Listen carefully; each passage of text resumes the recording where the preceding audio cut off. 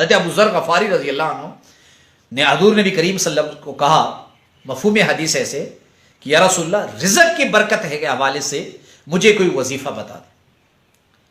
تو حضور نبی کریم صلی اللہ علیہ وسلم نے مفہوم ایسے ہے کہ یہ وظیفہ بتایا. بسم اللہ الرحمن الرحیم. اللہم صلی علی محمد وعلی آلہ وبارک وسلم. لاکھوں کروڑوں درود و سلام امام الانبیاء شافع محشر محمد مصطفیٰ احمد مجتبیٰ صلی اللہ علیہ وسلم اور ان کی آل طیبین طاہرین پر. تو میرے بھائیوں اور میری بہنوں، آقا نبی کریم صلی اللہ علیہ وسلم کے پاس مفہوم اس حدیث کا ایسے ہے.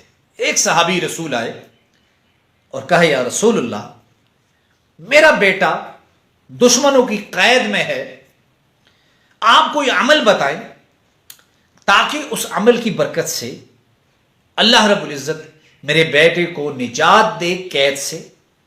تو آقا نبی کریم صلی اللہ علیہ وسلم نے فرمایا کہ جا کے یہ عمل کرو اور یقین کے ساتھ کرو، اسے پڑھنا شروع کرو یقین کے ساتھ، اللہ رب العزت تمہاری یہ پریشانی ختم فرما دے. وہ صحابی رسول گھر گئے، تسبیح لی، خود بھی لی، اہلیہ کو بھی دی اور اس عمل کو پڑھنا شروع کیا. اب پڑھتے رہے کچھ وقت بعد، یعنی اسی دن کچھ ٹائم بعد دروازے پہ دستک ہوئی. تو پوچھا کون ہے؟ تو کہا فلانا ہوں، یعنی اس کے بیٹے نے اپنا نام لیا. اس نے دروازہ کھولا تو دیکھا کہ میرا بیٹا بھی سامنے ہے اور اس کے ساتھ بکریاں بھی ہیں. بڑی خوشی ہوئی، بیٹے کو لے کر بھیڑ بکریوں کو لے کر حضور کے پاس لے کر گئے. حضور کو کہا یا رسول اللہ مجھے پتہ ہی نہیں چلا، میری جو رسیاں تھی خود ڈھیلی ہونی شروع ہو گئی. میں باہر نکلا، میرے جو دشمن جو چوکیدار تھے وہ بالکل بے ہوش ہوئے پڑے ہیں اور وہ بکریاں جو بندھی ہوئی تھی وہ میرے پیچھے خود چل پڑی. تو اب یہ میرے لیے حلال ہے کہ نہیں؟ تو آقا نبی کریم صلی اللہ علیہ وسلم نے فرمایا مال غنیمت ہے، یہ تمہارے لیے حلال ہے. حضرت ابو ذر غفاری رضی اللہ عنہ نے حضور نبی کریم صلی اللہ علیہ وسلم کو کہا مفہوم حدیث ایسے کہ یا رسول اللہ رزق کی برکت ہے کے حوالے سے مجھے کوئی وظیفہ بتا دیں.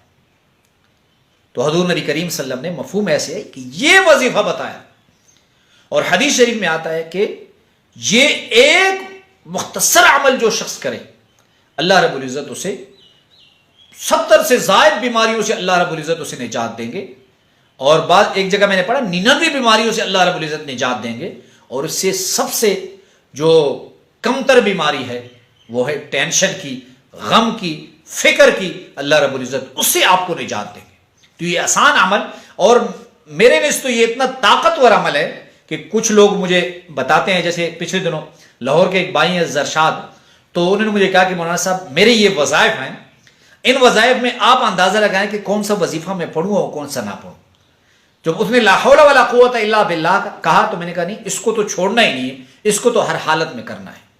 تو جو لوگ پریشانیوں کا شکار ہیں اور وہ چاہتے ہیں کہ ہم ایک وظیفہ کریں، اور میں بھی انہیں کہتا ہوں اگر آپ وظائف زیادہ نہیں پڑھ سکتے تو اس ایک وظیفے کو اپنا معمول بنا لیں، وہ ہے لا حول ولا قوت الا باللہ. 313 مرتبہ پڑھے، اللہ رب العزت آپ کو تمام پریشانیوں سے نجات دیں گے. وہ قرض کے ہو، وہ رشتوں کے ہو، وہ کاروبار کے نہ چلنے کا ہو، اللہ رب العزت آپ کو ایسی جگہ سے رزق دیں گے، آپ کی وہ بیماریاں جو ختم نہیں ہو رہا اللہ رب العزت ان سے آپ کو شفا